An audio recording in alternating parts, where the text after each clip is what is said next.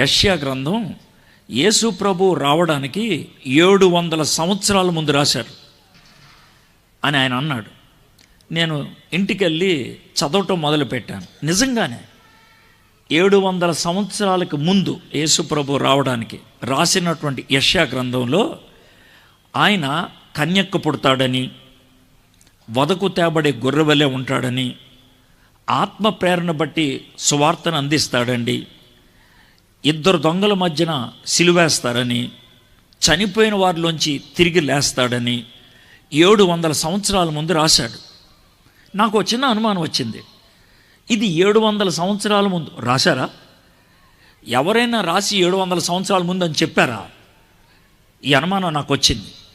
ఈ అనుమానం వచ్చి నేను కాస్త పరిశోధన చేస్తూ ఉంటే, పరిశోధన అంటే పెద్ద పదం కాదులేండి, లైబ్రరీలో అప్పట్లో ఇంటర్నెట్ కూడా లేదు కదా, పుస్తకాలు అవి చూస్తూ ఉంటే ఒక సంఘటన గురించి నేను చదివాను. చాలా విచిత్రమైన సంఘటన. ఫిబ్రవరి 16వ తారీఖు 1947 సంవత్సరం ఇస్రాయెల్ దేశంలో మృత సముద్రపు ఒడ్డున ఒక 16 సంవత్సరాల కుర్రోడు, మహమ్మద్ ఎద్ దిబ్ అతని పేరు, 16 సంవత్సరాల కుర్రోడు.